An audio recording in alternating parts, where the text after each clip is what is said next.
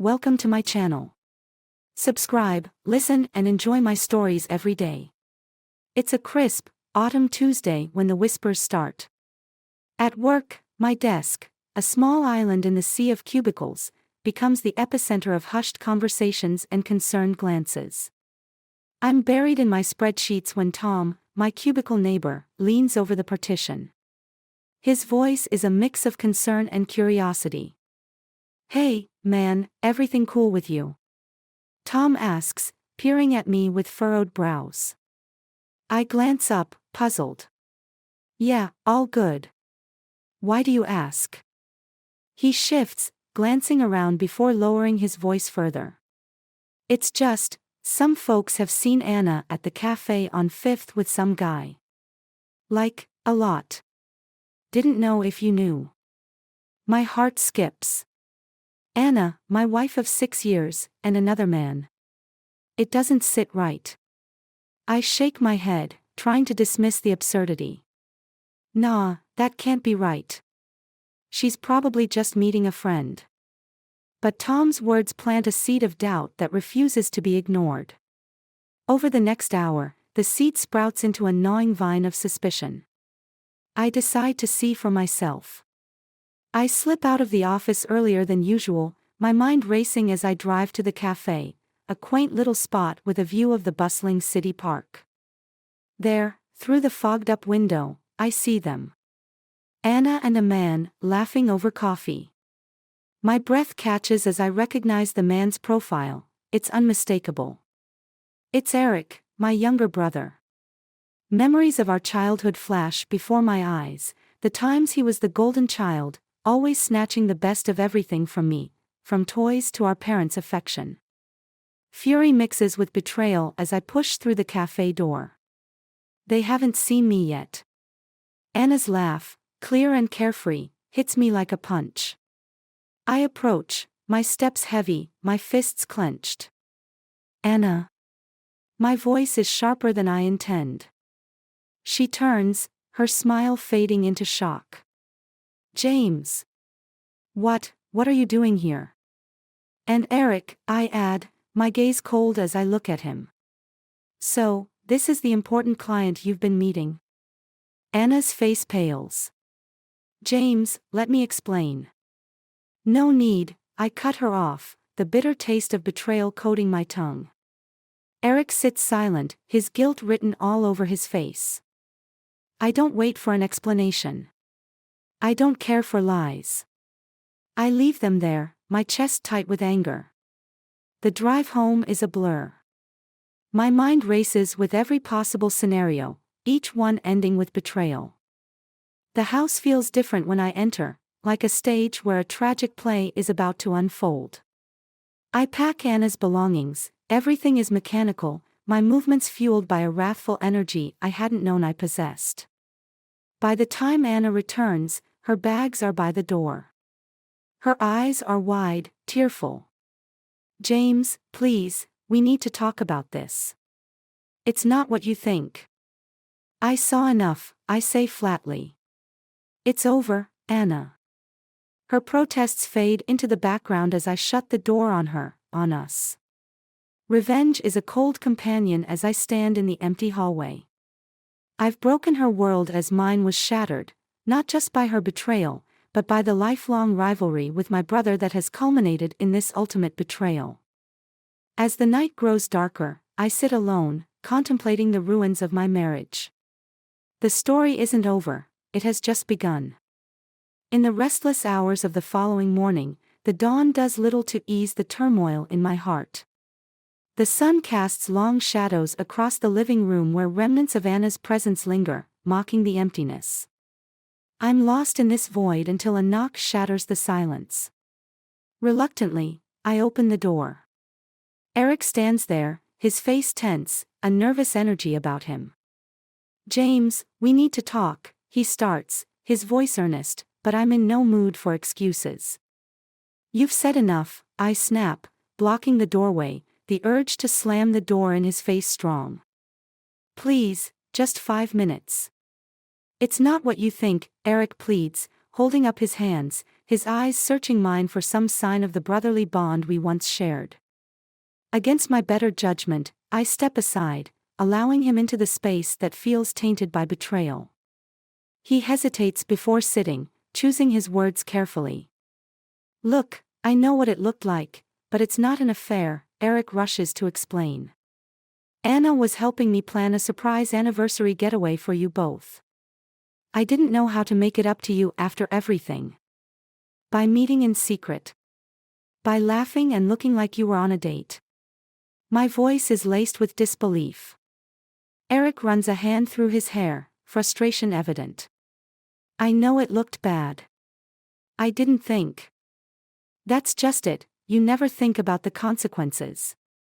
I cut him off, my anger flaring as years of being second best boil to the surface. Eric looks down, the weight of our past conflicts pressing down on him.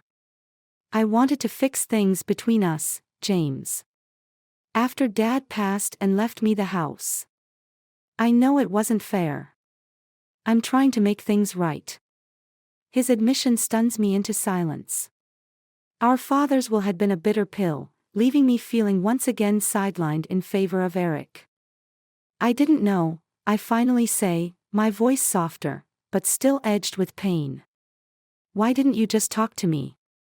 I thought if I could pull this off, if you had a great anniversary, maybe we could start over," he says, his voice hopeful yet tinged with regret. The room grows quiet, the air thick with unsaid words. I consider his explanation, the possibility of a misunderstanding so profound it nearly destroyed my marriage. "Where do we go from here?" I ask, the fight draining out of me. Eric looks up, hopeful. "Let me make it right. Let me show you the plans, involve you this time.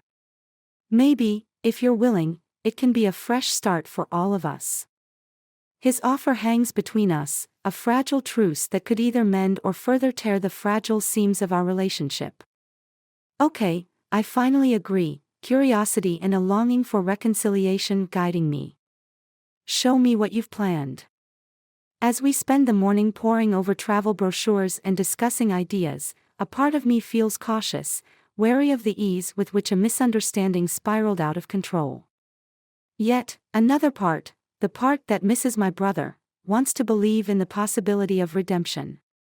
By the time Eric leaves, the plan for a grand surprise for Anna is set, but the deeper plan, the one to rebuild trust and mend old wounds, is just beginning.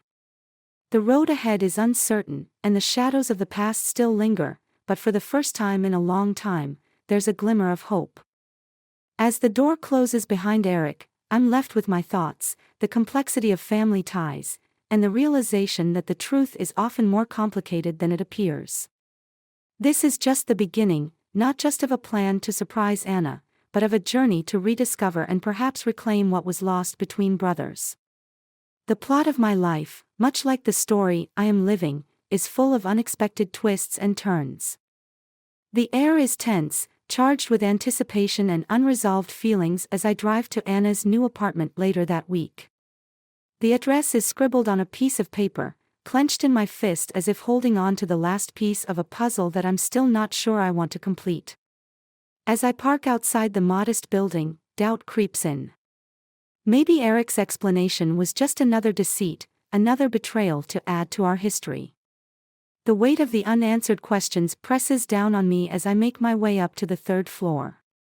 I hesitate at her door, the sound of my heartbeat loud in the quiet hallway. With a deep breath to steady my nerves, I knock. The door swings open, and there she stands, Anna, looking as if she's braced for a storm. "James," she breathes out, surprise evident in her tone. "What are you doing here?" "We need to talk," I say, my voice firm. "About everything. About Eric, about us." She nods, stepping aside to let me in.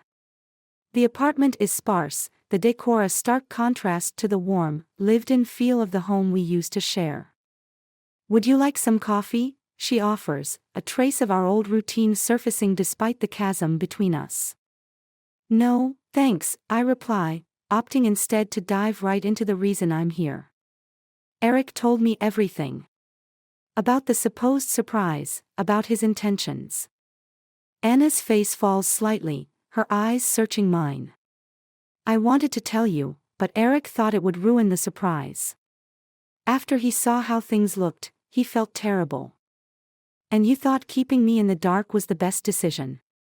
My voice rises, frustration seeping through. I know it was a mistake, she admits, sitting down on the edge of a chair, her hands clasped tightly together. I just wanted to fix things between you two. I thought if you saw Eric trying to do something nice for us, it might mend things. By lying. By meeting him secretly. I challenge, unable to keep the bitterness from my tone. It was foolish, she concedes, her voice softening. I just didn't want to lose you, to have your last image of me be something it wasn't. The room goes silent as her words hang in the air. My anger begins to subside, replaced by a profound sadness. You didn't just betray me, Anna. You underestimated me. You both did. She stands, taking a tentative step towards me.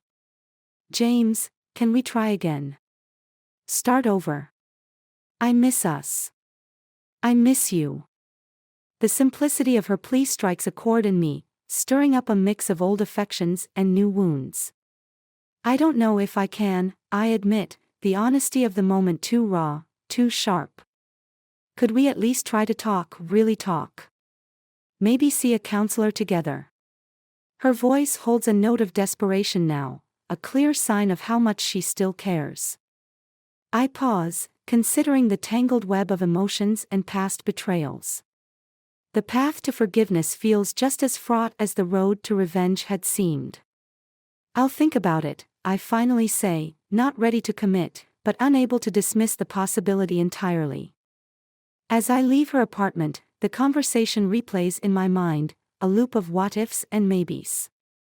The drive home is quieter, the turmoil inside slowly settling into a decision that feels right, for now. Retribution had seemed a clear path, but now, the road to reconciliation, murky and uncertain, beckons with a promise of healing, not just for the pain inflicted, but for the shared history worth saving. As days slip into weeks, the idea of reconciliation, once a faint glimmer of hope, morphs into a shroud of suspicion. My thoughts churn incessantly, troubled by the pieces of the puzzle that refuse to fit. Determined to find clarity, I decide to confront Eric one last time.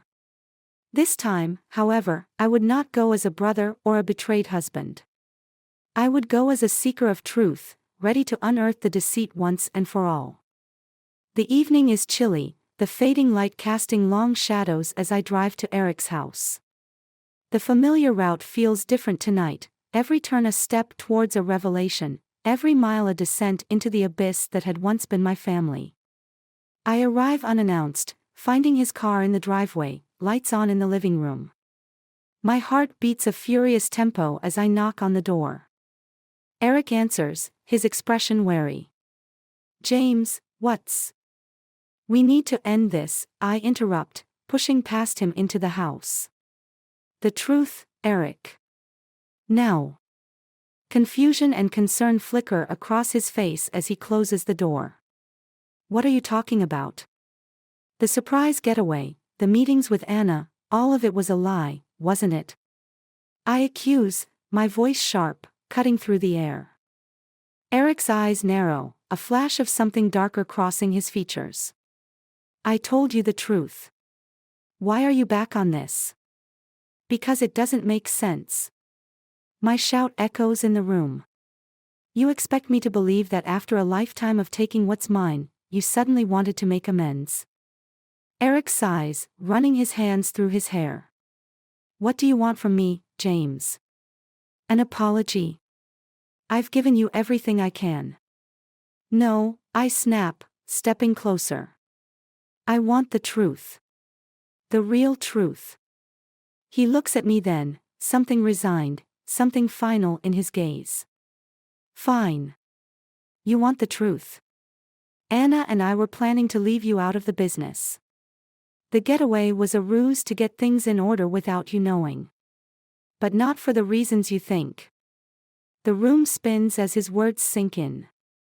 Betrayal, deeper and more intricate than I had imagined, slices through the last ties of brotherly affection.